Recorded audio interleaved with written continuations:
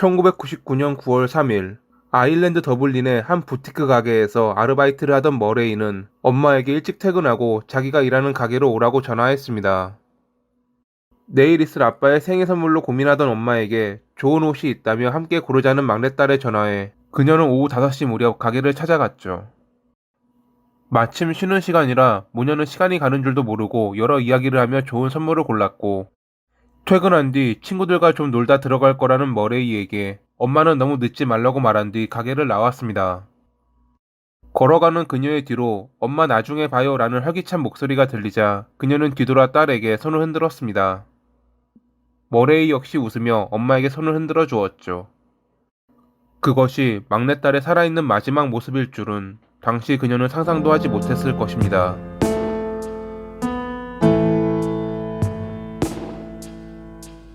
1982년 1월 1일에 아일랜드 더블린에서 3남매 중 막내로 태어난 머레이는 어릴 때부터 사람들과 어울리는 것을 좋아하고 친절한 성격 때문에 인기가 많은 여성이었습니다.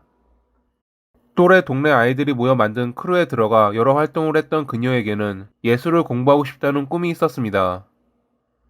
하지만 이를 위해선 돈이 필요했고, 그렇기에 그녀는 고등학교를 졸업한 뒤 지역 쇼핑센터의 부티크 가게에서 아르바이트를 하게 되었죠. 1999년 9월 3일에도 아르바이트를 하던 그녀는 쉬는 시간에 찾아온 엄마와 함께 내일 있을 아빠의 생일 선물을 골랐고, 퇴근하고 친구들이랑 놀다 갈 거라고 말하며 엄마를 먼저 집으로 보냈습니다. 저녁 9시가 되어 아르바이트가 끝난 뒤 가게 건너편에 있는 술집에서 친구들과 만나 이야기를 나누며 즐거운 자리를 가졌던 그녀. 술자리가 지겨워질 무렵 인근 나이트클럽에 가자는 친구들의 말에 잠시 집에 들러 옷만 갈아입고 갈 테니 먼저 가 있으라고 말한 그녀가 홀로 술집을 빠져나온 시간은 저녁 11시 20분이었습니다. 가게에서 집까지는 도보로 15분 정도밖에 걸리지 않았기에 그녀는 평소처럼 걸어갔고, 1시간 뒤 집으로부터 약 50m 떨어진 장소에서 사망한 채 발견됐습니다. 발견자는 그녀의 언니로 이날 다른 지역에서 친구들과 놀다 자정 넘어 택시를 타고 동네로 돌아왔던 그녀는 집으로 가는 길목에 쓰러져 있는 머레이를 발견했고, 처음에는 술에 취했다고 생각하며 다가갔지만 바닥에 흐른 피를 보고 놀라며 도움을 요청했습니다. 하지만 이미 그녀는 사망한 뒤였죠. 그녀의 몸에 남은 자상들은 타살임을 가리키고 있었습니다.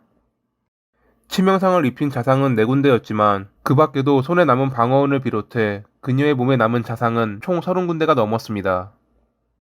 옷이 벗겨진 흔적은 없었고 사라진 물건도 없다는 것이 확인되자 경찰은 원한에 의한 범죄의 가능성을 염두에 두었습니다. 주변에 보안 카메라는 없었기에 우선 경찰은 사건이 일어난 당일 그녀를 보았던 목격자들의 진술을 토대로 사건을 조사했습니다. 저녁 11시 20분에 술집을 떠났던 그녀가 처음 목격된 것은 저녁 11시 53분. 근처를 지나가던 운전자는 집 방향으로 길을 따라 걷고 있는 머레이를 보았다고 합니다. 당시 그녀는 혼자가 아니었습니다. 20대 초반에 180 정도의 키를 가진 머리가 지저분해 보이는 남성과 함께였는데, 운전자는 둘이 아는 사이 같았고 그녀가 그에게 화가 난 것인지 좀 앞서 걸어가고 있다는 느낌을 받았습니다. 이상했던 것은 분명 그녀는 11시 20분에 가게를 나왔는데 도보로 집까지 15분이면 갈 거리를 중간도 안 되는 지점까지 30분 넘게 걸렸다는 것입니다. 중간에 다른 가게에 들렀다는 흔적은 찾지 못했기에 이 사이 그녀가 운전자가 보았던 남성과 만났던 것인지 아니면 다른 무언가를 했던 것인지는 정확히 알 수 없습니다. 두 번째로 그녀가 목격된 것은 다음 날로 넘어가 0시 3분. 가게와 그녀의 집 중간 지점이었습니다. 당시 그녀는 혼자 걷고 있었고 누군가에게 쫓긴다거나 다급해 보이는 느낌도 아니었다고 합니다. 자정이 좀 넘어 뒷마당에서 친구들과 놀고 있던 이들은 저리 가, 나를 내버려둬, 꺼져버려 라고 말하는 여성의 목소리를 들었는데, 밖을 둘러보았지만 주변에는 아무도 보이지 않았고 그렇기에 그것이 머레이의 목소리였는지는 알 수 없었죠. 그리고 이 뒤로 0시 20분에 그녀는 귀가하던 언니에 의해 사망한 채 발견된 것입니다. 범인의 공격이 끝난 뒤 그녀는 60m 정도 집 방향으로 움직인 흔적이 발견됐고, 흘린 피의 양으로 보아 범인의 몸에도 피가 묻었을 가능성이 높아 보였습니다. 흉기는 발견되지 않았지만 주방용 식칼로 추정. 하지만 그것뿐 범인은 별다른 단서를 남기지 않았습니다. 그녀의 손톱 밑에서 소량의 여성 DNA가 발견됐지만 직업 특성상 여성 손님을 많이 상대했던 그녀였기에 그것이 범인의 것이라고 판단하기에는 확정적이진 않았죠. 몸이나 금품을 노린 범행이 아니었고 자상도 많이 남아 있었기에 경찰은 그녀에게 원한을 가질 만한 일을 찾아보았지만 평소 사람들과도 잘 지내고 누구에게나 친절했던 그녀에게 원한을 가질 만한 이는 없어 보였습니다. 머레이가 살해되었을 무렵 인근 도로를 따라 달리는 짧은 머리의 젊은 남성을 보았다는 제보가 있었지만 추가 조사로 밝혀진 것은 없었죠. 그녀가 속해 있던 크루에서 질투가 심하고 과격한 모습을 보였던 A라는 여성이 용의자로 거론되기도 했습니다. 당시 경찰이 피해자의 신원을 공개하기도 전에 A는 지인들에게 피해자가 머레이라고 말하기도 했고 다른 이와 시비가 붙으면 그냥 넘어가지 않고 끝을 보는 성격이었거든요. 하지만 그녀를 용의자로 선정하고 신문하기에는 물적 증거가 없었습니다. 머레이의 손톱에서 발견된 DNA와도 일치하지 않았죠. 그로부터 1년 뒤 A는 다른 나라로 떠났다고 합니다. 사건이 발생하기 2개월 전 나이트클럽에서 머레이와 만나 놀았던 남성이 용의자로 지목되기도 했습니다. 이날 그녀는 남성과 데이트하는 모습이 친구들에 의해 목격됐고 언뜻 보기에 둘은 사이가 좋아 보였는데 그날 밤늦게 그녀는 매우 놀란 상태로 친구의 집에 나타났습니다. 그녀는 자세히 설명하고 싶지는 않지만 누군가 자기를 따라왔다며 두려움에 떨었는데 경찰에 신고자는 친구의 말에 그러지 말라고 말렸습니다. 친구들은 그녀를 따라온 이가 나이트클럽에서 만난 남성일 것이라 생각했지만 이 뒤로 머레이가 별다른 말을 하지 않았기에 그냥 넘어갔다고 합니다. 앞서 범행 당일 지나가는 운전자가 보았던 그녀와 함께 걷던 남성과 나이트클럽에서 만난 남성의 스케치가 대중에게 공개됐지만 별다른 제보는 없었죠. 그러던 중 그날 이상한 청년을 보았다는 제보가 들어옵니다. 범행 당일 인근 지역에서 영업을 하던 택시기사가 바지에 피가 묻은 청년을 태워주었다는 제보였죠. 택시기사가 그를 기억했던 이유는 바지에 묻은 피 말고도 이상한 행동을 보였기 때문입니다. 물어보지도 않았는데 청년은 오늘 나이트클럽에서 놀다 늦어 여친보다 집에 빨리 가려고 택시를 탔다며 블랙록의 뉴타운 파크 애비뉴 꼭대기에 있는 그랜빌 로드로 데려가 달라고 말했습니다. 하지만 몇 분 뒤 청년은 마음이 바뀌었다며 다른 주소지를 알려주었는데 자기가 빠른 길을 안다고 길을 안내해 주었습니다. 나중에 택시기사는 그가 알려준 길이 일관성이 전혀 없는 그저 주변을 빙글빙글 돌았다는 것임을 알게 되었다고 합니다. 왜 그랬는지는 모르지만 일단 청년이 말한 장소에서 그를 내려주었고 하는 행동이 이상했던 그를 택시기사는 잠시 지켜보았는데 그는 집에 들어갈 생각도 하지 않고 물끄러미 택시가 떠나기를 기다리는 듯 쳐다보았습니다. 자기를 이상하게 볼지 몰라 일단 차를 출발시킨 택시기사는 주변을 한 바퀴 돈 뒤 청년이 있던 장소로 돌아왔지만 이미 그는 사라진 뒤였습니다. 그렇다고 도로 인근에 있던 집 중 불이 켜진 집도 없었죠. 이러한 이상행동과 청년의 바지에 묻어있던 혈흔은 택시기사의 기억에 남았고 혹시나 하는 마음에 경찰에 신고했던 것입니다.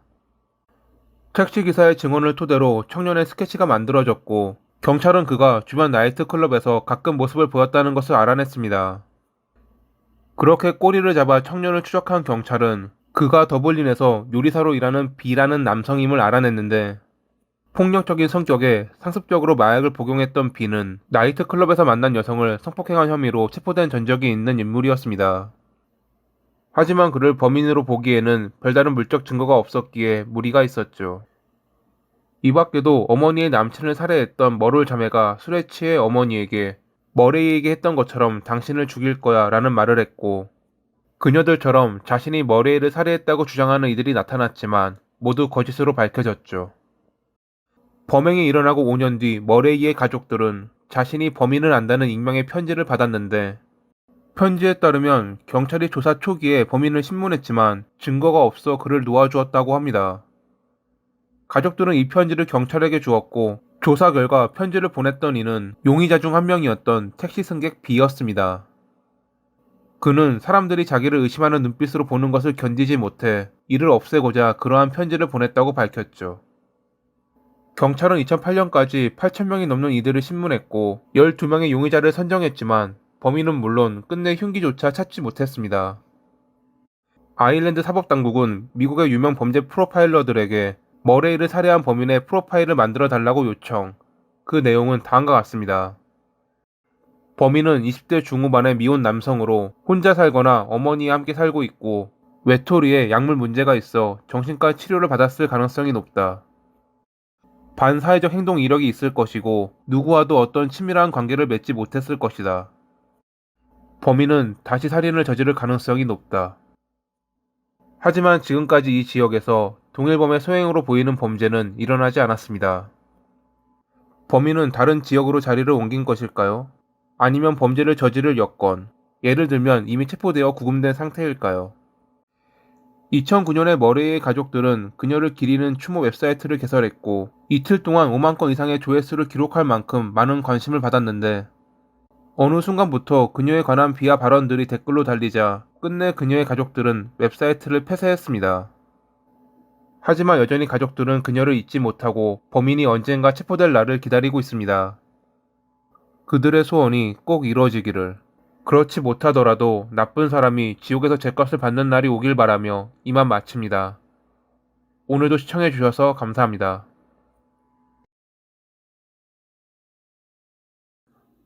2013년 3월 2일 홍콩 사이잉푼에 사는 차우는 어제부터 연락이 되지 않는 부모님 때문에 걱정스러워하고 있었습니다. 동생인 헨리에게 혹시 아는 것이 있냐고 물어보자 중국 여행 가신다고 하던데? 라는 답변에 당황했던 차우. 부모님이 여행 간다는 것을 자기에게 말도 안 하고 평소 집안의 골칫거리였던 동생에게만 말했다는 것을 그는 좀 이상하게 생각했는데 그의 생각을 눈치라도 챈 듯 동생은 자기도 우연히 들은 것이라며 얼버무렸죠.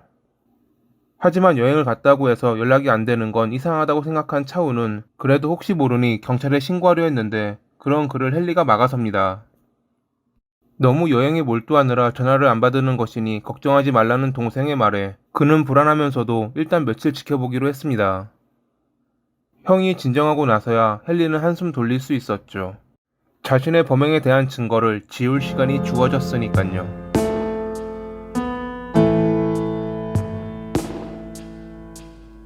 1983년 6월 7일에 홍콩 사이잉푼에서 글로리아 문의 차남으로 태어난 헨리는 어릴 때부터 머리는 좋았지만 독특한 성격 탓에 어울리기 어려운 남성이었습니다.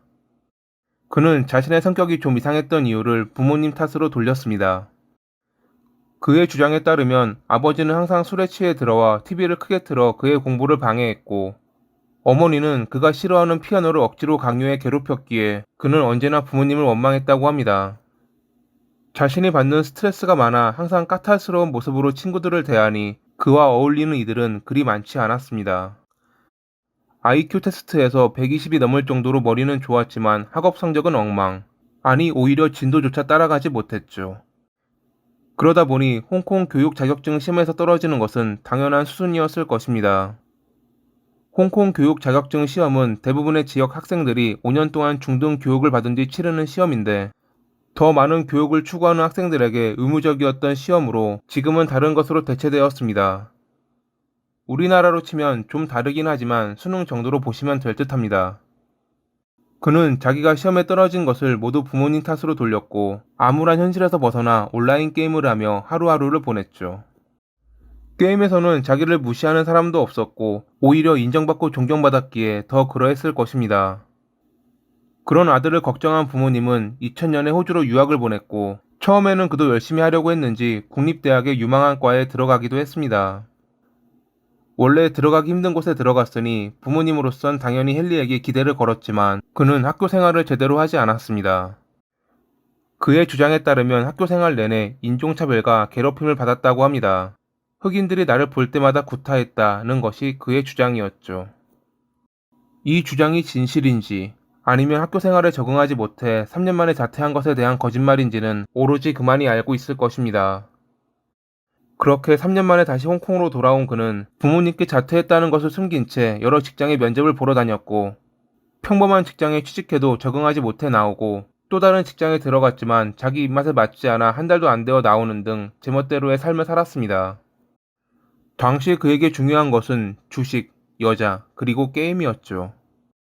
하지만 별다른 지식도 없이 시작한 주식은 매번 돈을 말아먹기 일쑤였고 여자와 놀고 싶었지만 별다른 접점도 없고 있었다 해도 제대로 말도 걸지 못했을 그는 여전히 현실을 도피하며 자기가 인정받는 우월감을 느낄 수 있는 게임 속에 빠져 있었습니다.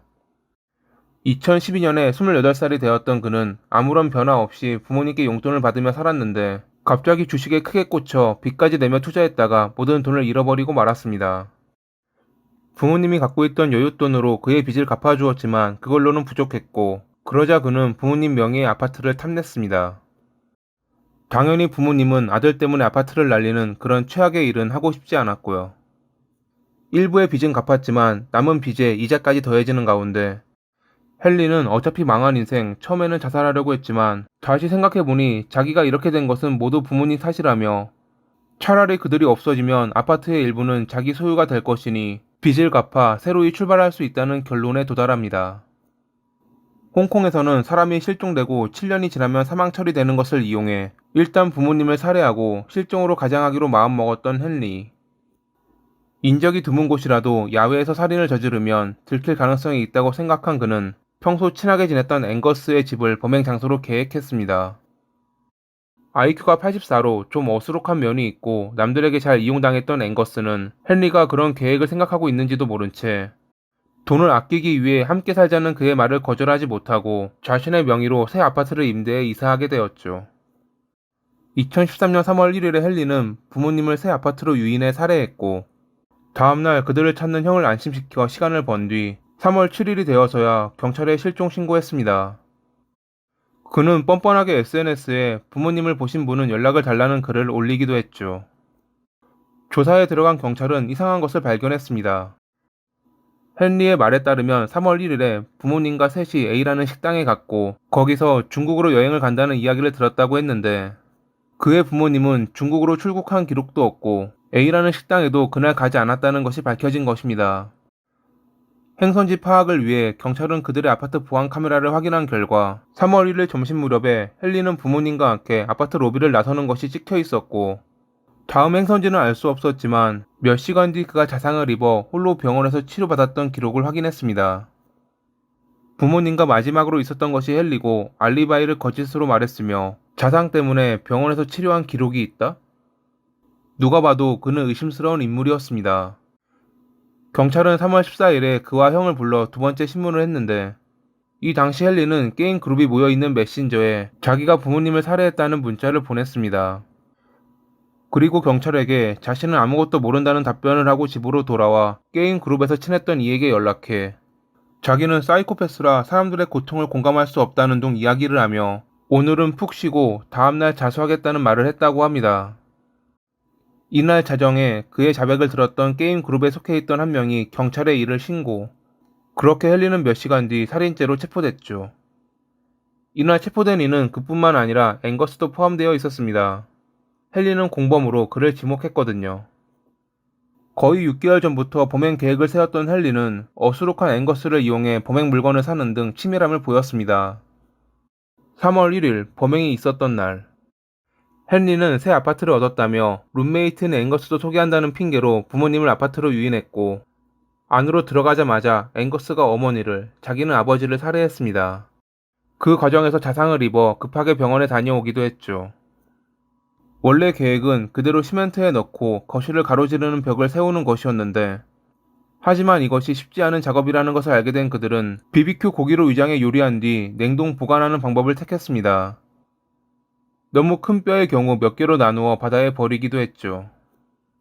그리고 집으로 돌아와 아무것도 모르는 척 있다가 부모님의 행방을 묻는 형에게 태연한 얼굴로 여행을 갔다는 거짓말을 했던 것입니다. 원래 계획대로라면 그는 7년 동안 입을 다물고 있어야 했지만 결국 지인들에게 범행을 고백하고 체포되는 좀 어이없는 행동을 저질렀습니다. 앵거스의 명의로 된 아파트에는 범행의 흔적이 너무도 선명하게 남아 있었습니다. 문을 열고 들어가자마자 보이는 혈흔을 비롯해 여러 종류의 범행 도구들이 그대로 거실에 나뒹굴고 있었죠. 또한 냉장고 안에선 요리하고 남은 것들을 따로 보관한 봉투도 발견되었습니다. 이 때문에 세간에선 그들이 인육을 먹은 것이 아니냐는 말이 나오기도 했지만 헨리는 이에 대해선 부정하며 그냥 증거를 없애려고 한 것이라 주장했죠. 그는 공범으로 앵거스를 지목하고 위와 같은 내용을 진술했지만 막상 신문을 받은 앵거스는 자기는 살인을 저지르지 않았다고 주장했습니다. 앵거스의 말에 따르면 그날 외출했다 돌아왔더니 헨리가 범행을 저지른 뒤였고 그가 유기를 도울 것을 강요해 어쩔 수 없이 도왔다고 합니다. 이렇게 좀 다른 주장 속에 2014년 8월 4일에 열린 첫 공판. 재판에서 왜 그런 짓을 했냐는 질문에 헨리는 다음과 같이 답했습니다. 부모님과의 정서적 유대감을 해소할 수 있다면 해결책이 되리라 생각했다. 만약 그들이 죽는다면 나는 다시 태어날 수 있었다. 30살이 되기 전에 뭔가 위대한 것을 이루고 싶었다. 마지막 발언으로 보아 그가 지인들에게 범행을 자백한 이유는 본인이 저지른 범행을 자랑하고 인정받고 싶은 마음은 아니었을까요? 그는 처음에는 형인 차우도 범행 대상으로 삼았었지만 부모님이 사라지자 찾아온 마음의 안정 때문에 추가 범행은 저지르지 않았다고 합니다. 범행 내용이 끔찍해 심리적 스트레스를 받은 배심원이 교체되며 시간이 좀 지연되기도 했지만 배심원 만장일치로 헨리에겐 이중살인 혐의에 대해 유죄를, 앵거스에게는 무죄를 판결했습니다. 헨리가 모든 범행을 저질렀고 어수룩한 앵거스를 공범으로 만들어 형량을 줄이려는 의도라는 것이 판결 이유였죠. 결국 2015년 3월 20일에 재판부는 헨리에게 종신형을 선고했고 앵거스에겐 합법적인 시신 매장 방지죄로 1년의 징역을 선고했는데 당시 그는 구금된 지 2년이 지난 상태였기에 재판이 끝남과 동시에 풀려났습니다. 평소 자신의 인생이 망한 것을 부모님 탓으로 돌리고 주식으로 진 빚 때문에 끝내 사람이 해서는 안 될 범행을 저지른 헨리. 검은 머리 짐승. 아니 솔직히 짐승만도 못한 그가 하루빨리 본인이 있어야 할 지옥으로 돌아가길 바라며 이만 마칩니다. 오늘도 시청해주셔서 감사합니다. 1990년 12월 28일 일본 후쿠오카현 다가와군에 위치한 종합운동장 주차장에서 전소된 차량 한 대가 발견되었습니다. 외진 구역이라 처음 신고를 받은 경찰은 버려진 차에 동네 아이들이 불을 지른 것이라 생각하고 출동했지만 현장에 도착해보니 그런 단순한 문제가 아니었습니다. 차 안에서 사망한 남녀 두 구의 시신이 발견됐거든요. 그들의 신원은 금방 밝혀졌습니다. 한 명은 무직인 시라이 씨라는 남성이었고 다른 한 명은 기타 큐슈의 한 보석점 종업원인 이쿠요라는 여성이었는데 대시보드에는 시라이 씨의 필적으로 그녀와 관계를 가지려다 자기를 바보 취급해 살해했다며 용서해달라는 유서가 들어있었습니다. 여기까지 보면 남녀 관계에 문제가 생겨 남성이 여성을 살해하고 본인 스스로도 죽음을 택한 것으로 보였지만 조사를 진행하던 경찰은 무언가 이상한 점을 발견합니다. 그것은 사망한 이쿠요가 고액의 사망보험금에 가입돼 있었는데 보험금 수령인이 가족이 아닌 그녀가 일하는 직장의 대표라는 것이었죠.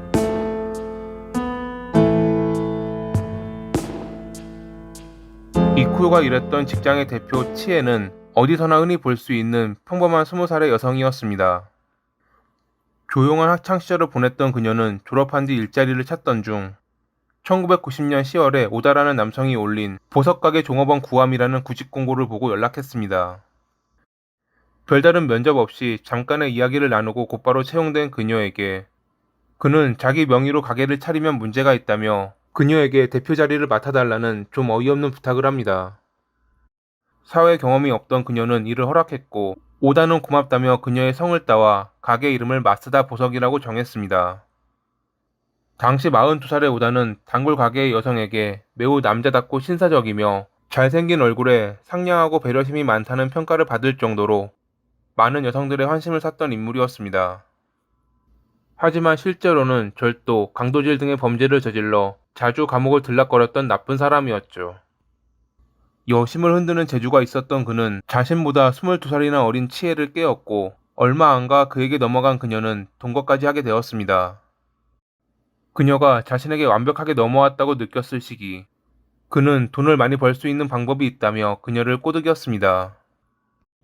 올해 초에 자기가 자택 화재 보험으로 보험금을 탔었는데 허술한 점이 많았다며 더 큰 보험금, 예를 들면 생명보험금을 타게 된다면 일하지 않아도 몇 년을 놀고 먹을 수 있다고 꼬드겼죠. 그는 누군가를 생명보험에 가입시킨 뒤 살해하자고 말한 것입니다.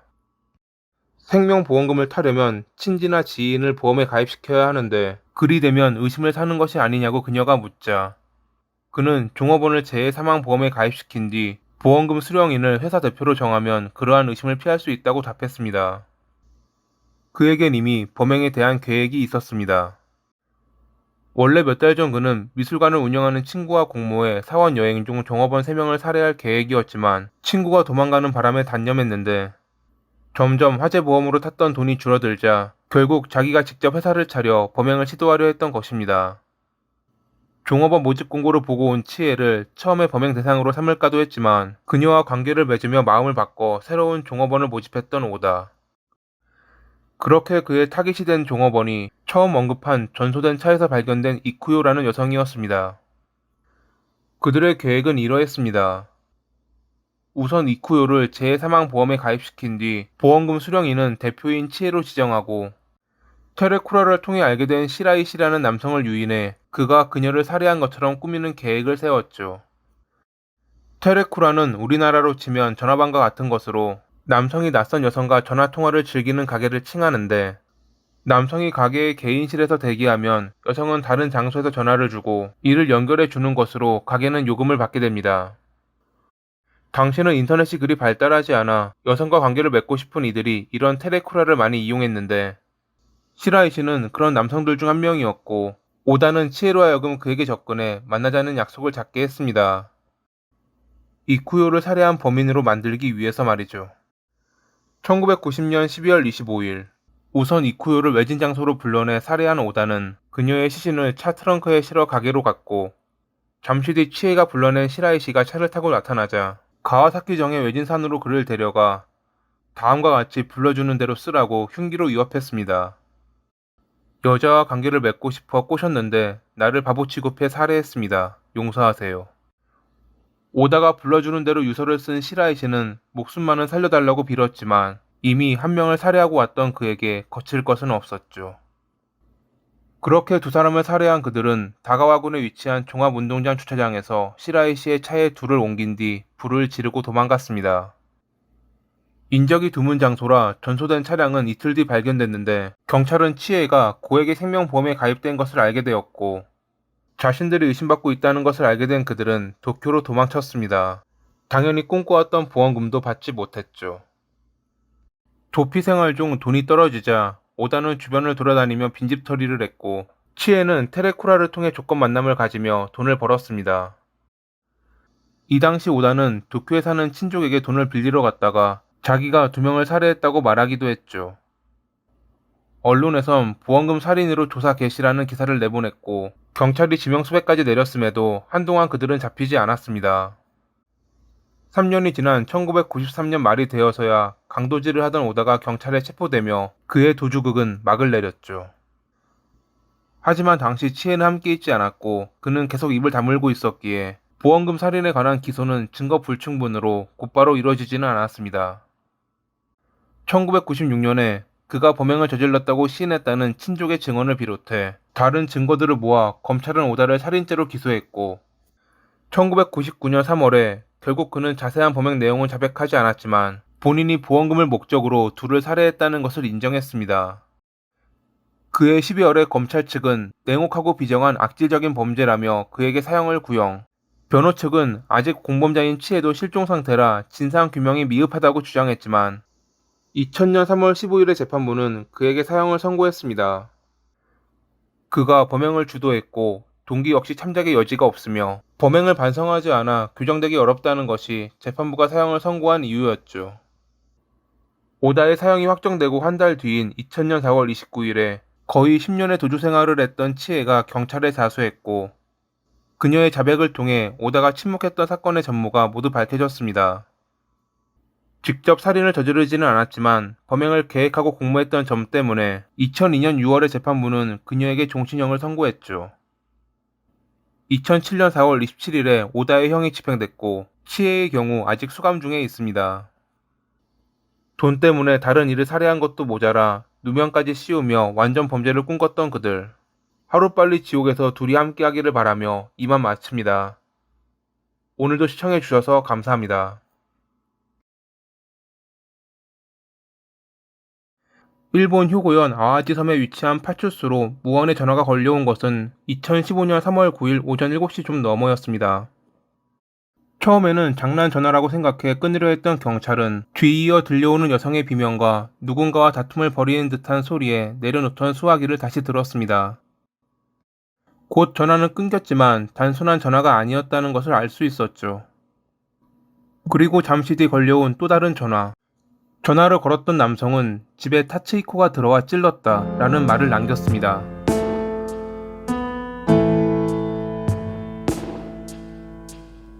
타츠히코는 몇 년 동안 마을 사람들이 피해 다녔던 요주의 인물이었습니다.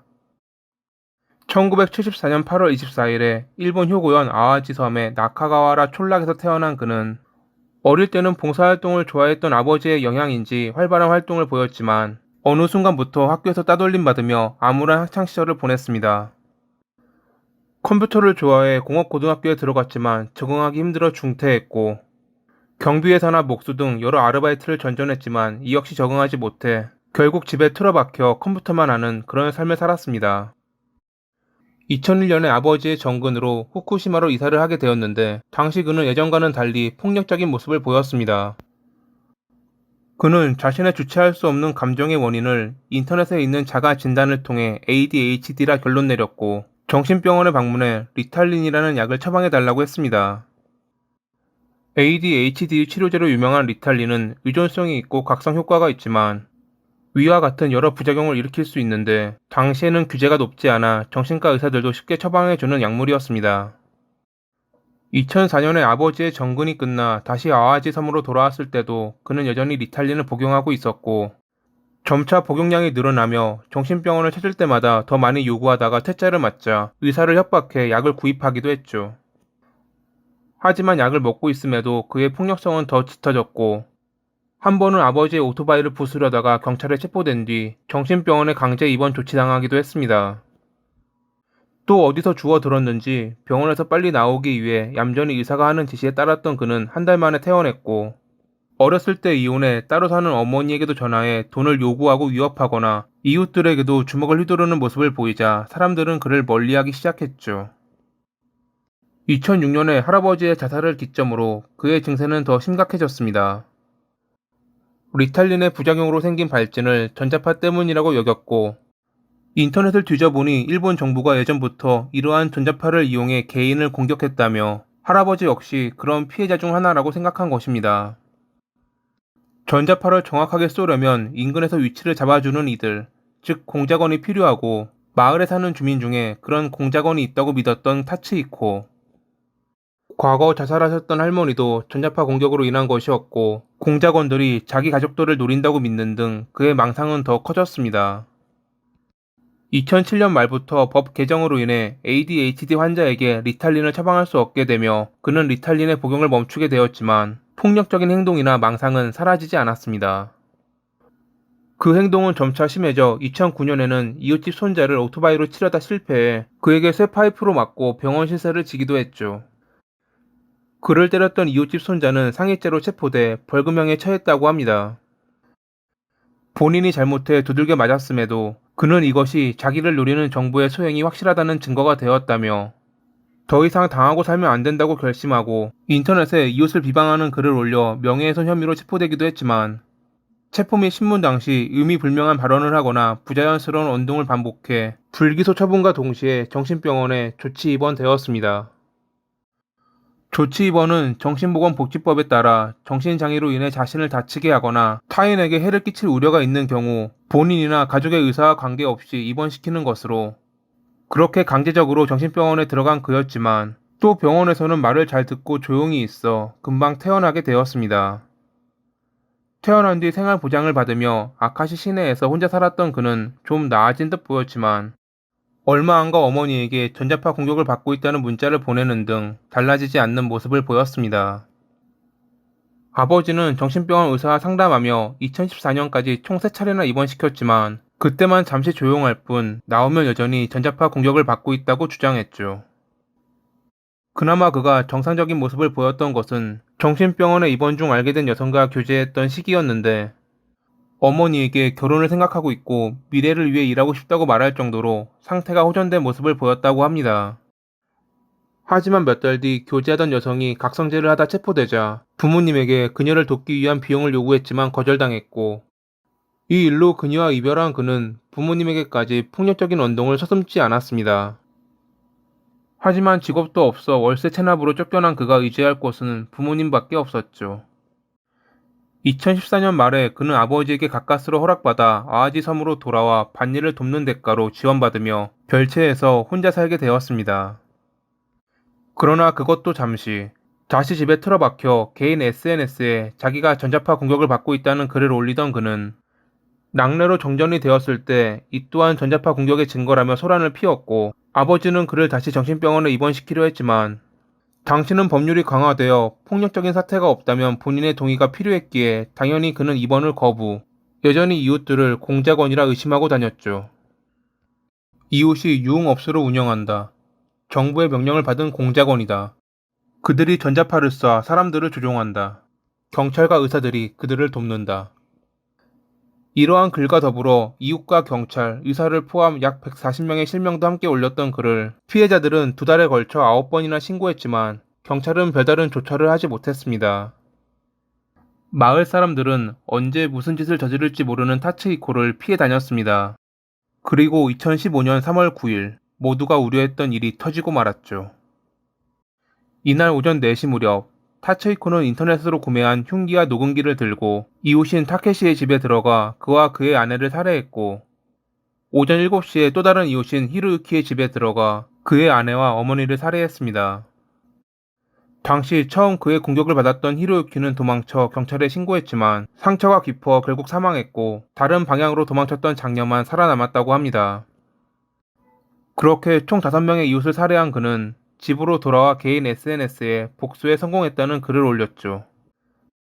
그의 아버지에게 받은 보조 열쇠로 문을 열고 별채로 들어온 경찰에게 그는 보복이었다. 자세한 것은 말할 수 없으니 변호사를 불러줘 라는 말을 했습니다. 체포 당시 그의 주머니에 들어있던 녹음기에는 범행 처음부터 체포될 때까지의 모든 내용이 녹음되어 있었습니다.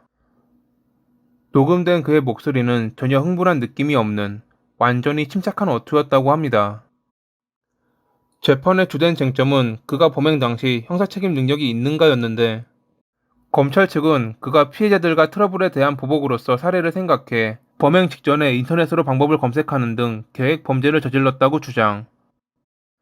범행이 끝난 뒤 복수에 일부 성공했다는 글을 SNS에 올린 것이 확인되었고, 이런 행동으로 보아 형사책임 능력이 충분하다며 사형을 구형했습니다. 타츠히코는 진짜 피해자는 자신이라며, 만약 자신이 5명의 목숨을 앗아갔다면 그것은 공작원이 전자파로 나를 조종한 것이고, 그들의 목적은 인체 실험을 통해 개인의 자산을 빼앗으려는 것인데, 정부를 비롯해 대기업들도 이런 범죄에 가담하고 있고 자신은 이를 밝히려다 저지당한 것이라고 주장했습니다. 변호 측은 보는 바와 같이 망상에 지배된 심신미약 상태에서 범행을 저지른 것이라 그는 무죄를 받고 치료받아야 하며 하다못해 사형은 면해야 된다고 주장했죠. 2017년 3월에 고베 지방법원은 계획하에 강한 사리를 갖고 범죄를 저지른 그에게 형사책임 능력이 있다고 판단하며 사형을 선고했습니다. 이에 타츠히코는 불복하며 항소를 결정. 오사카 고등법원은 그가 약물을 중지하고 일정 기간이 지났음에도 여전히 망상을 가지고 범행을 저질렀다며 약에 의한 정신질환이 아니라 망상장애를 인정. 2020년 1월 27일에 1심 사형 판결을 파기하고 종신형을 선고했죠. 일본의 경우 4명 이상 살인을 저지르면 거의 사형을 선고하는 나가야마 기준이라는 것이 있긴 한데, 법조계에 정식 등록된 법이 아닌 참고하는 것이라 타츠히코처럼 사형을 면하는 경우가 있다고 합니다.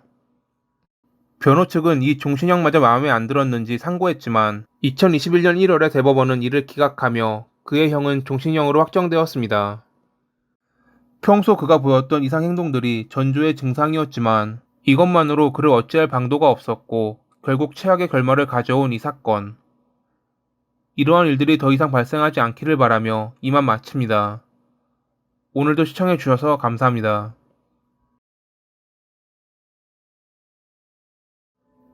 2009년 6월 2일 아침 8시 무렵, 웨이는 어머니 바바라를 찾기 위해 집 안을 돌아다니고 있었습니다.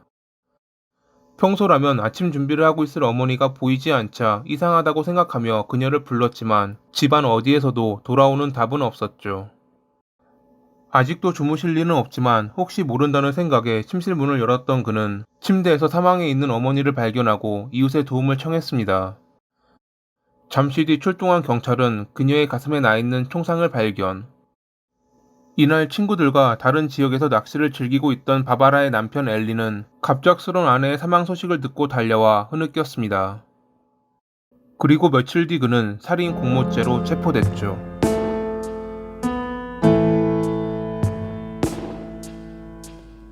엘리와 바바라는 아미시였습니다. 아미시파는 기독교에서 제세례파 계통의 개신교 종파로 자동차나 휴대폰, 컴퓨터 등 현대 문명을 거부하며 종교적인 이유로 외부와 격리한 채 생활합니다. 물론 일부 허용하는 아미시도 있는 등 공동체마다 조금씩 다른 규범이 존재합니다. 그들은 그들만의 규범을 세우고 관습을 지키며 살아가는데 청소년기 통과 의뢰인 럼스프링가 때는 이러한 관습에서 벗어날 수 있습니다. 뛰다라는 뜻을 가진 럼스프링가는 규범에 저항하거나 반항적인 행동을 할 수 있고 잘못된 행동도 어느 정도 용인된다고 합니다. 럼스프링가가 끝나는 시기에는 지역사회에 머무를지 아니면 공동체 밖으로 떠날지를 결정하는데 어릴 때부터 자란 곳, 그것도 종교적으로 묶여있는 공동체를 벗어난다는 것은 쉬운 결정이 아니라 약 90%의 청소년들은 지역사회에 머무르는 것을 택하죠. 미국 오하이오주 웨인 카운티에서 오랜 세대 동안 유지되어 온 아미시 공동체에서 태어난 바바라는 자기가 아미시라는 것을 자랑스럽게 여겼고 공동체에서 진정한 사랑을 찾고 가족을 만드는 꿈을 가지고 있었습니다. 하지만 같은 공동체에서 자란 엘리는 그녀만큼 독실하지 않았고 럼스프링가 때 주어진 자유를 항상 그리워했죠. 처음 보는 사람들끼리 모여 술을 마시며 파티를 즐겼던 그러한 삶은 그동안 느껴보지 못했던 새로운 자극이었을 것입니다. 럼스프링가가 끝난 뒤 엘리와 바바라는 공동체에 머무르는 것을 택하며 세례를 받았고 1999년 5월에 죽음이 그들을 갈라놓을 때까지 사랑하기로 약속하며 결혼했지만 여전히 엘리는 럼스프링가 때 즐겼던 일들을 잊지 못했습니다. 그때의 달콤함이 훗날 독이 되어 그들에게 최악의 결말을 가져오게 되리라는 것을 당시는 아무도 알지 못했죠. 5아이를 낳은 바바라는 남편에게 헌신적인 아내로서의 삶을 살았고 엘리는 지역 내 낚시 및 사냥 가게를 운영하며 가정에 충실한 모습을 보였습니다. 하지만 이것은 그저 겉으로 드러난 모습일 뿐. 엘리는 자기 사업을 위해 인터넷 접속이 가능한 컴퓨터를 가지고 있었고 데이트 사이트를 통해 외부 여성들과 이야기를 나누었습니다. 그들이 속해 있던 아미시는 업무 목적으로만 현대 문명의 사용이 가능했기에 가게에서만 컴퓨터를 사용할 수 있었던 그는 항상 잔업이 있다며 가게에 있는 시간을 늘렸죠. 바바라는 점점 변하는 그를 이상하게 여겼습니다. 게다가 최근 들어 그는 성관계를 요구하는 횟수가 늘었고 처음 보는 자세를 부탁하는 등 그녀로선 이해하기 힘든 모습을 보였습니다. 처음에는 그런 그의 요구를 바바라는 들어주었지만 어느 순간부터 그가 쾌락에 물들었다며 관계를 거부하기에 이릅니다. 그녀의 종교적 믿음 속에서 성관계란 쾌락이 아닌 생식 목적만을 위한 것이라 여겼기에 그러했던 것이었죠. 그러자 애가 탄 엘리는 데이트 사이트를 통해 상대를 찾았습니다. 업무 시간에만 써야 하는 핸드폰으로도 그러한 앱을 깔아 여성들에게 작업을 걸었죠. 그는 이미 한 마리의 발정난 짐승이었습니다. 그런 그와 마음이 맞는 여성이 나타났으니 그녀는 전 아미시였던 레이버라는 여성이었습니다. 그녀는 아미시 공동체에서 자랐지만 남편과 함께 덜 보수적인 메노파 신앙에 합류했던 여성으로 새 아이의 어머니임에도 불구하고 데이트 사이트를 통해 만난 엘리와 지속적인 관계를 맺었죠. 택시 운전사로 일했던 그녀는 이를 이용해 그와 아무런 의심도 받지 않으며 만날 수 있었습니다. 아미씨는 자동차를 운전하는 것은 허용되지 않았지만 다른 사람이 운전하는 차에는 탈 수 있었기에 종종 둘은 다른 이들의 눈을 피해 드라이브를 즐기며 사랑을 나누었죠. 지인들과 낚시나 사냥을 간다며 며칠 자리를 비우기도 하는 그를 남들은 의심했지만 바바라는 남편에게 그런 생각을 가지면 안 된다며 믿으려 했습니다. 그가 본인의 입으로 다른 사람과 사랑에 빠졌다고 말하기 전까지는 말이죠.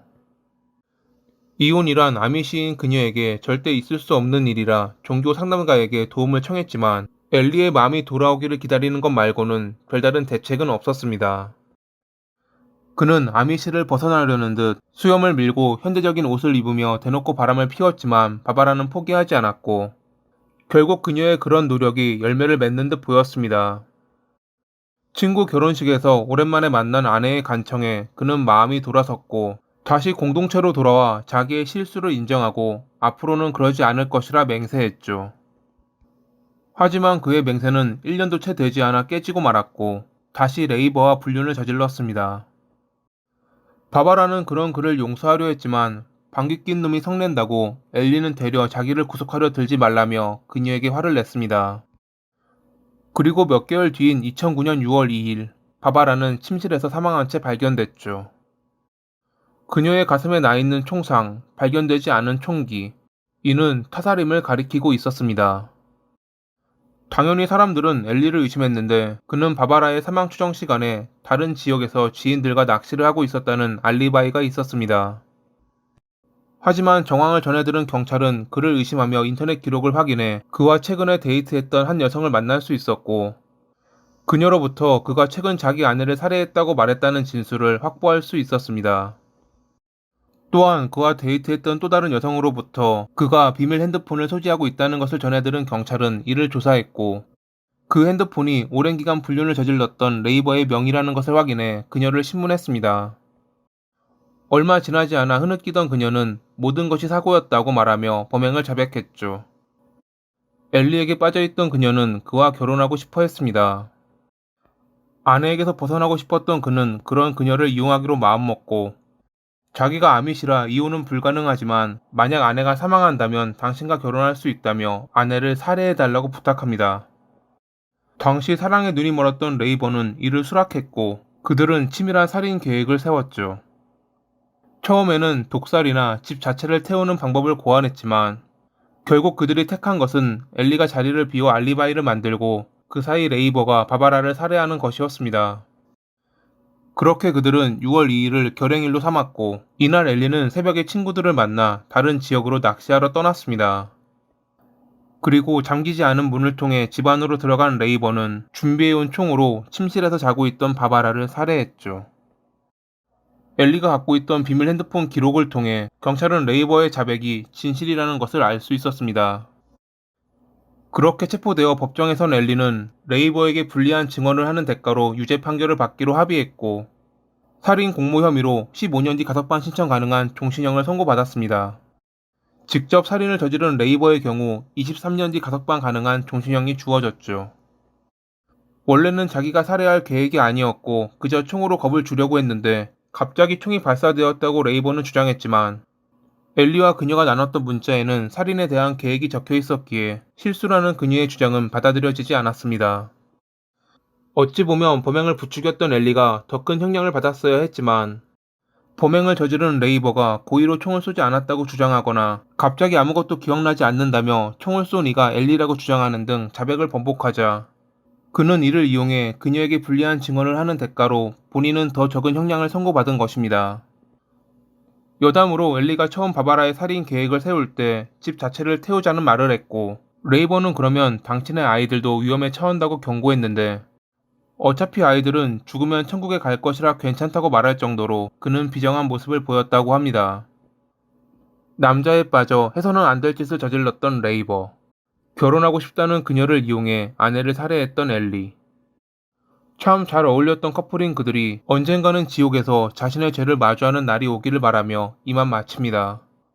오늘도 시청해주셔서 감사합니다. 이상한 편지가 있다며 한 여성이 경찰서를 방문한 것은 2011년 12월 어느 날. 감옥에 수감 중인 남자친구의 아버지 한센이 자기를 통해 그의 아들에게 몰래 보냈다는 편지에는 그의 타액과 머리카락 등 DNA 정보가 들어있는 고무 장갑과 함께 다음과 같은 내용이 적혀 있었습니다. 나를 위해 아무도 죽이지 말고 다른 이를 제압한 다음 함께 보낸 DNA를 현장에 남겨다오. 왜 한센은 이러한 편지를 보냈던 것일까요?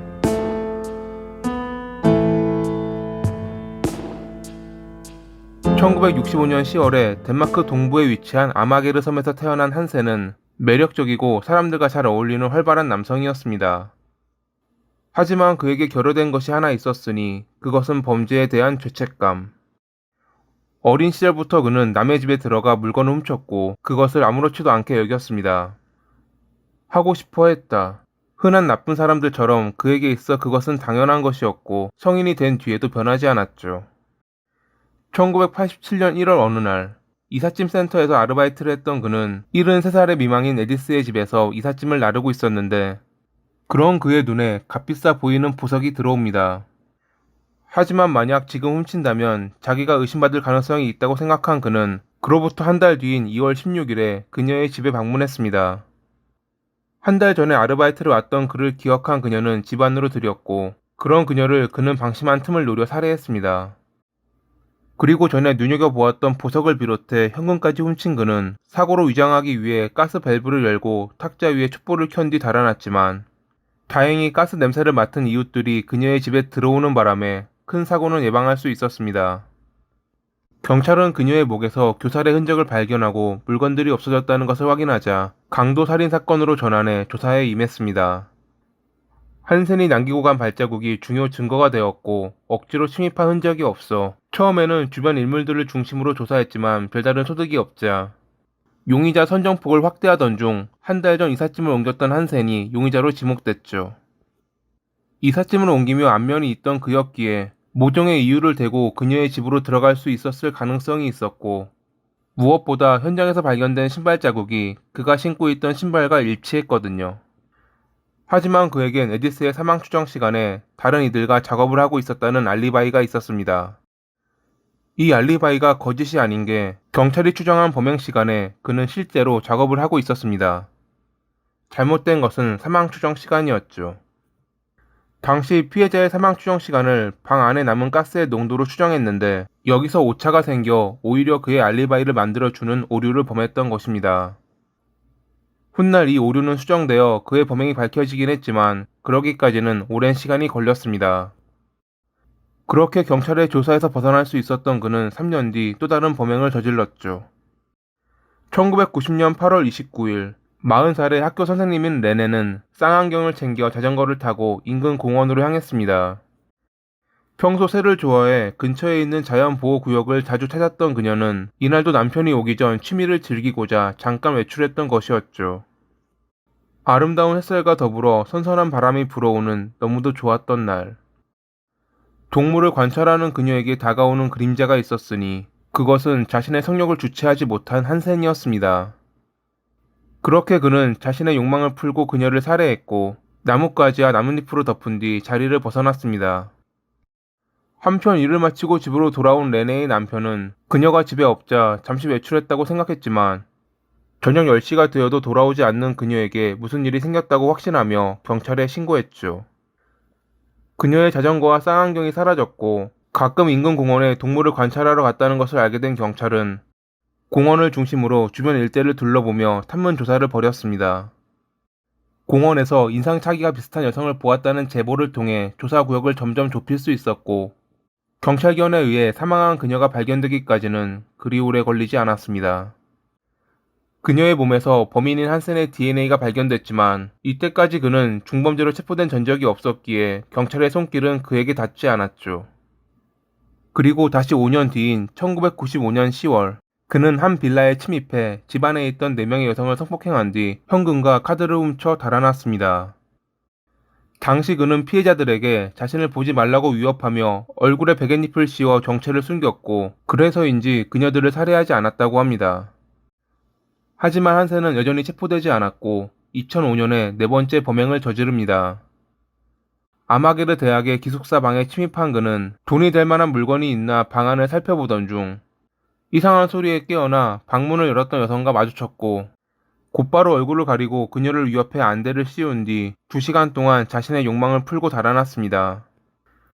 당시 그는 주방에 있는 우유를 맨손으로 잡고 입을 대고 마시는 등 중요한 증거를 남겼지만 이때까지도 중범죄로 체포된 전적이 없어 그의 지문이나 DNA 정보는 경찰에게 없었기에 용의자로 선정되지 않았죠.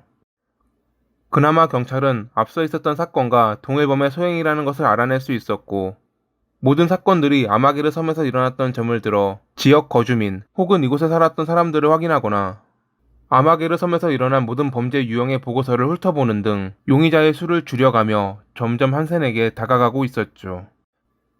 그리고 다시 5년 뒤인 2010년 9월 25일 한센은 아마게르 섬의 한 공원에서 홀로 있던 여성을 타깃으로 삼고 성범죄를 저지른 뒤 달아났는데 그는 현장에 피인 기구를 흘리는 실수를 저지릅니다.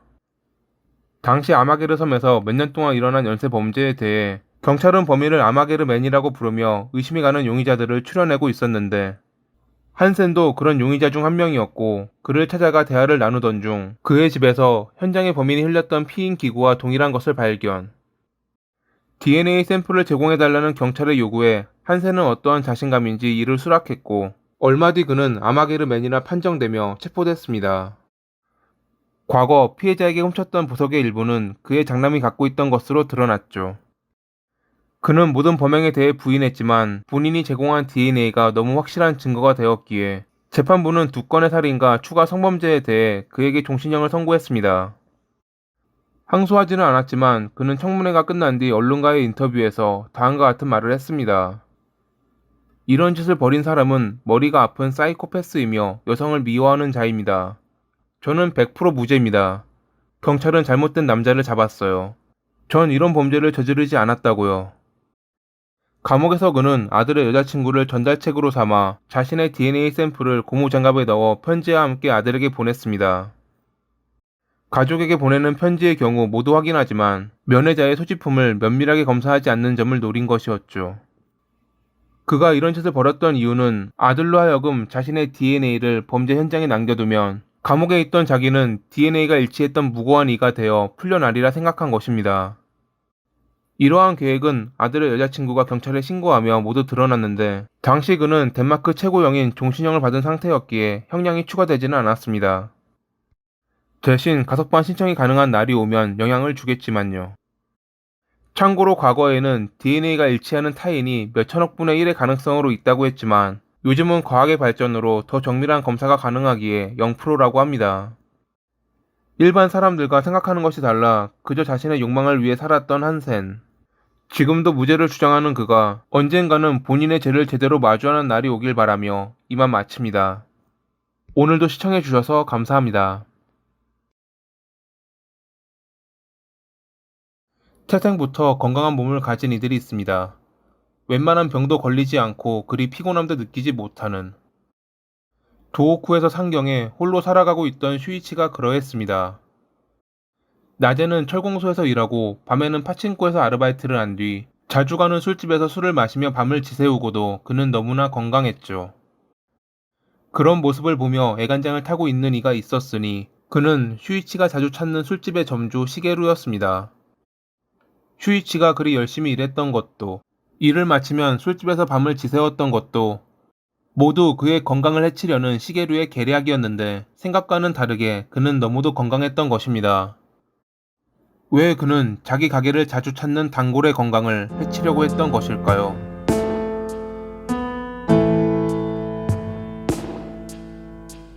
도호쿠에서 도시로 상경해 일용직을 전전하며 고독한 삶을 살았던 슈이치는 1984년 어느 날 한 술집을 찾았습니다. 원래 그는 어울리는 사람도 없어 작은 식당 같은 곳에서 홀로 술을 마시고는 했는데, 그날따라 자기 신세가 처량해 괜찮은 술이라도 마시고자 있어 보이는 술집을 찾았던 것이었죠. 함께 술 마실 여성이 필요한지 묻는 점주에게 괜찮다고 말한 그는 자리에 앉아 과일 안주와 적당한 술을 하나 시켰습니다. 이 돈이면 다른 걸 10번은 먹지라고 생각될 만한 가격이었지만, 이왕 온 김에 즐겨보자는 생각으로 주문을 한 그에게 마유미라는 여성이 다가옵니다. 가게에서 일하는 호스티스였던 그녀는 능란한 말솜씨로 슈이치의 테이블에 앉았고, 여성에게 면역력이 없었던 그는 적극적인 그녀에게 빠져들었죠. 이런 술집은 기본 안주와 술값도 비싸지만 여성이 테이블에 앉는 순간 가격은 확 오르게 됩니다. 그것도 모르고 즐거운 시간을 보낸 뒤 계산을 하려던 슈이치는 영수증을 보며 놀랐는데, 곤란해 보이는 그에게 점주인 시게루가 일부는 외상으로 하라고 권유합니다. 처음 본 사람에게 그래도 되냐는 질문에 그는 자기가 사람 보는 눈이 있는데 당신은 절대 돈을 안 갚을 사람이 아니라며, 오늘은 외상으로 달아둘 테니 언제든 다시 방문해 달라고 말했죠. 그런 그의 호의에 감동받은 슈이치는 가게의 단골이 되었습니다. 그리고 점차 쌓여가는 외상은 어느덧 300만 엔을 넘어가고 있었죠. 하나로 치면 약 2,700만 원에 이르는 큰 액수에 당황한 것은 슈이치였습니다. 그동안 매번 외상으로 올려둘까라는 시게루의 말에 돈을 안 내고 넘어갔던 것들이 이리 큰 액수로 불어나 있을 줄은 몰랐거든요. 영수증을 하나하나 확인해 보았지만 틀린 계산은 없었습니다. 불안한 표정을 짓고 있는 그에게 시게루는 이 근처로 이사 오면 거주할 곳도 마련해주고 일자리도 알선해주겠다고 제안합니다. 왜 자기에게 이리 잘해주냐는 슈이치의 질문에 타향살이가 원래 힘든 거라며 모든 것이 잘 풀릴 거라는 좋은 소리만 했던 시게루. 그렇게 슈이치는 그가 마련해준 가게 인근의 아파트에서 거주하며 지인이라고 소개해준 철공소에서 근무하게 되었습니다. 거리가 더 가까워지다 보니 그는 마유미가 보고 싶어 가게를 찾는 횟수가 늘어났고 열심히 일해서 돈을 벌고 있었지만 그걸로는 계속 쌓여가는 외상값을 갚기란 불가능해 보였죠. 그러던 어느 날 시게루가 그에게 한 가지 부탁을 합니다. 가게의 필리핀 댄서에게 장기 비자를 받게 하고 싶은데 국적 문제로 골치가 아파 그녀와 위장 결혼해 달라는 부탁을 말이죠. 그리해주면 외상값도 좀 깎아주고 평소 좋아하던 마유미와 나중에 결혼하도록 주선해주겠다는 그의 말에 결국 슈이치는 그가 시키는 대로 필리핀 댄서였던 아날리에와의 혼인신고서를 제출했습니다. 그런 그에게 시게루는 고맙다며 만약 나중에 마유미와 결혼하게 된다면 미래를 위해 필요하다는 구실로 생명보험 가입을 권유합니다. 그가 지금까지 호의를 베풀었던 이유는 모두 이 생명보험 때문이었죠. 슈이치에게 작업을 걸었던 마요미도 그가 위장 결혼했던 아날리에도 모두 시게루의 정부였습니다. 그에겐 많은 정보가 있었는데 그중 마요미는 자기가 최우선이고 싶다라고 말할 정도로 그에게 빠져있던 여성이었죠. 원래 자잘한 사기를 쳐왔던 시게루는 그녀를 이용해 아무것도 모르는 남성을 꿰어내 사망보험에 들게 한 뒤 살해하려는 계획을 세웠고 그런 그의 눈에 띈 것이 슈이치였던 것입니다. 처음에는 직접 살해하려고 했던 것이 아니었습니다.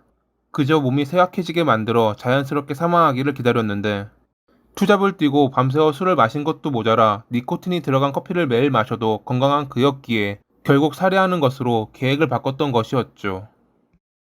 슈이치가 가게를 찾을 때마다 시게루는 독이 있는 투구꽃을 잘게 썰어 음식에 넣었고 건강을 자랑했던 그도 결국 독 앞에서는 무릎을 꿇었습니다.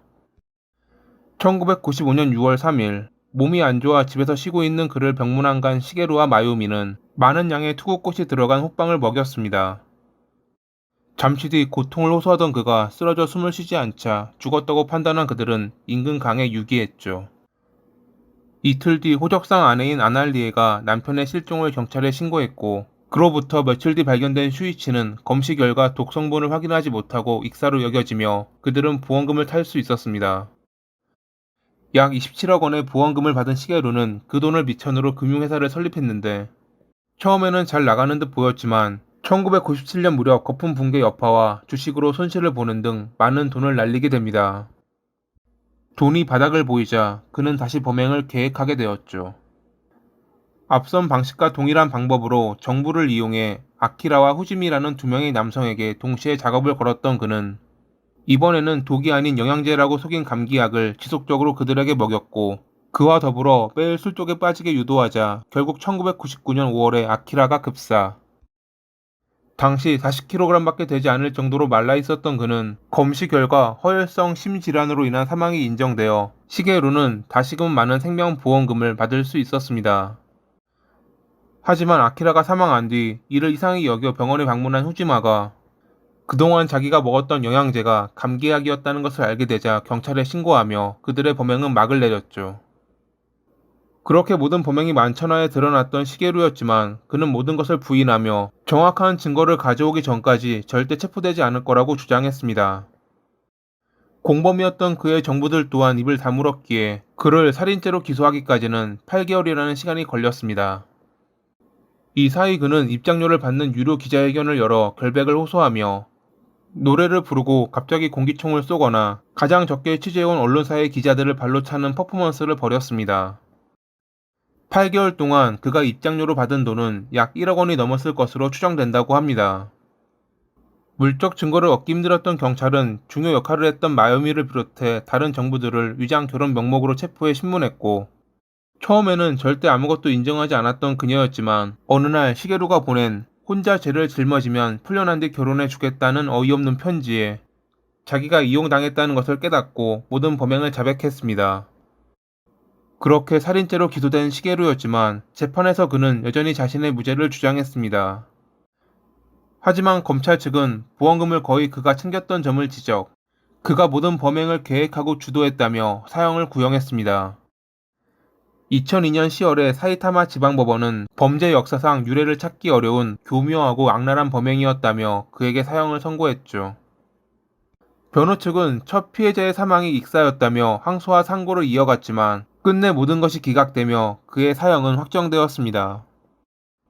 범행을 적극적으로 도왔던 마유미의 경우 종신형을, 다른 두 명의 정부는 각각 15년과 12년의 징역이 주어졌죠. 지금도 2차 재심 청구까지 이어가며 무엇이 억울한지 자신의 무죄를 주장하고 있는 시게루. 피해자들을 살해한 것으로도 모자라 유료 기자회견을 열 정도로 돈에 환장했던 그가 지옥으로 돌아가는 날 꼭 그 좋아했던 돈을 모두 가져가기를 바라며 이만 마칩니다.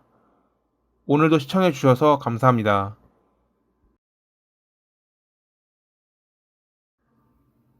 2012년 9월 7일 노스캐롤라이나 대학교 채플힐에 다니는 페이스와 로사리오는 늦은 시간까지 나이트클럽에서 놀다 새벽 3시 무렵 아파트로 돌아왔습니다. 그리고 4시 25분에 로사리오는 친구를 불러 그의 차를 타고 아파트를 빠져나왔는데 이때 그녀는 페이스가 자기 방에서 자고 있다고 생각해 문을 잠그지 않았습니다. 그렇게 또 다른 친구의 집에서 밤새워 놀았던 로사리오는 오전 10시 30분 넘어 페이스에게 연락했지만 그녀는 받지 않았고 아직 일어나지 않았다고 생각해 친구 랑게를 불러 둘이 함께 그녀의 아파트에 도착한 시간은 오전 11시. 그녀들은 안으로 들어가며 페이스의 이름을 불렀지만 어떠한 응답도 없자 이상함을 느꼈고 조심히 침실 문을 열었을 때 놀라고 말았습니다.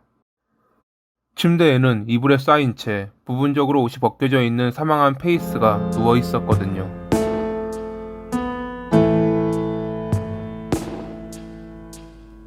1992년에 미국 노스캐롤라이나주 워런 카운티에서 넷째로 태어난 페이스는 1살 때 부모님의 이혼을 겪으며 불우한 어린 시절을 보냈습니다. 하지만 그녀는 삐뚤어지지 않았고 치어리더 활동을 비롯해 여러 많은 동아리 단체 활동을 하며 사람들과 잘 어울리는 밝은 모습으로 자랐습니다. 공부도 잘했던 그녀는 빌 앤 멀린다 게이츠 재단에서 만든 GMS의 장학금을 받을 만큼 우등생이었다고 합니다. 그렇게 그녀는 노스캐롤라이나 대학교 채플힐에 들어가게 되었죠. 장학금으로 대학교에 들어간 그녀는 가족의 자랑이었고 졸업 후 소아과 의사나 선생님이 되고 싶다는 꿈이 있었습니다.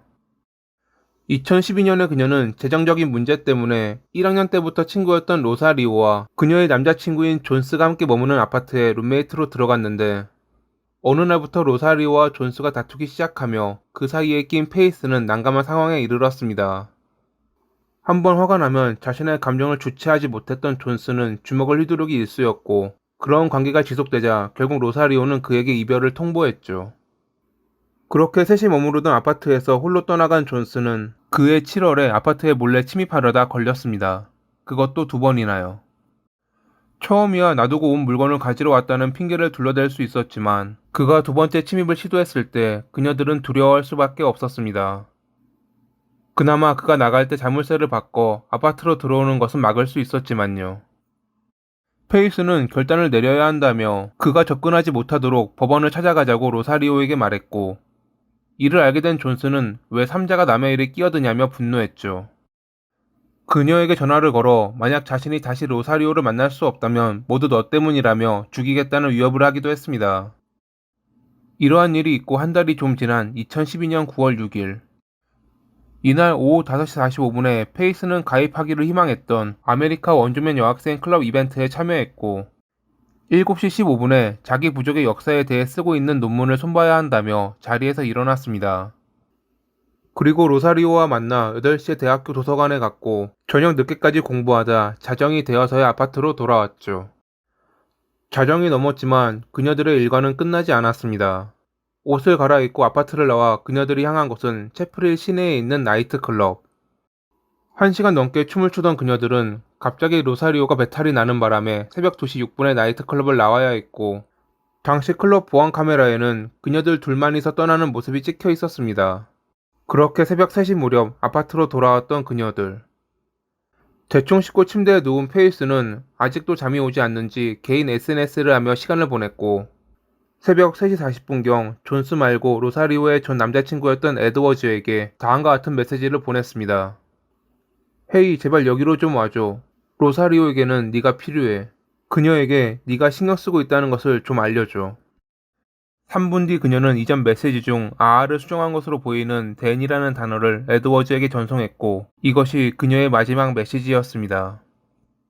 비슷한 시기에 로사리오도 에드워즈에게 전화를 걸었지만 그가 받지 않자 또 다른 친구인 조던에게 놀자며 전화를 걸어 아파트로 불러냈고, 잠시 뒤 그녀는 조던의 차를 타기 위해 새벽 4시 25분 무렵 아파트를 빠져나왔습니다. 그리고 이때 그녀는 페이스가 자기 방에서 자고 있다고 생각해 아파트 문을 잠그지 않는 실수를 저지르죠. 7시간 뒤 친구와 함께 아파트로 돌아온 로사리오는 침대에서 사망해 있는 페이스를 발견하고 경찰에 신고했습니다. 조사 결과 그녀는 성관계에 흔적이 있었고 몸에서 남성의 정액이 발견. 사인은 머리에 남은 둔기에 인한 외상으로 바닥에 떨어져 있던 술병이 흉기로 추정됐는데 병에는 손바닥 자국이 남아 있었습니다. 그녀 옆에는 난 멍청이가 아니야, 나쁜 년, 질투라는 문구가 적힌 메모가 있었는데, 필적을 숨기려는 듯 주로 쓰는 손이 아닌 반대 손으로 쓴 것이라 누가 썼는지 확인이 불가능했고, 이것이 범인과 연관이 있는 것인지에 대해서도 불분명했습니다. 페이스의 몸에는 범인과 다툼을 벌였던 흔적이 고스란히 남아 있었고, 앞서 발견된 남성의 DNA가 그녀의 몸과 아파트 내부에서도 발견되었죠. 이런 중요한 물적 증거를 남긴 범인은 금방 잡힐 듯 보였습니다. 우선 경찰은 로사리오의 전 남자친구인 존스를 의심했습니다. 그는 그녀를 죽이겠다는 말을 전화로 했던 적이 있는 남성이었으니깐요. 게다가 그는 사건 전날 밤에 친구에게 내가 하려는 일을 용서해 라는 문자를 보냈고, 며칠 뒤 SNS에 다음과 같은 글을 올리기도 했습니다. 사랑하는 주여, 저의 모든 죄와 오늘 제가 저지를 수 있는 죄를 용서해 주십시오. 저에게 자격이 없는 소녀들과 오늘 저의 죽음을 바라는 소녀들로부터 저를 지켜주십시오. 여자친구와 만나지 못하게 된 것은 페이스 탓이라며 평소 그녀를 원망했던 그가 SNS에 위와 같은 글을 올리자 경찰은 그를 의심했고, 처음에는 거부했지만 끝내 동의를 얻어 DNA 샘플을 얻었는데, 분명 그가 범인이라 확신했던 경찰은 일치하지 않는다는 검사 결과에 당혹해했습니다. 경찰은 결국 조사를 확대해 우선 그녀들이 그날 방문한 나이트클럽에 있었던 확인 가능한 남성들을 대상으로 DNA 샘플을 얻었지만 누구도 일치하는 이는 없었죠.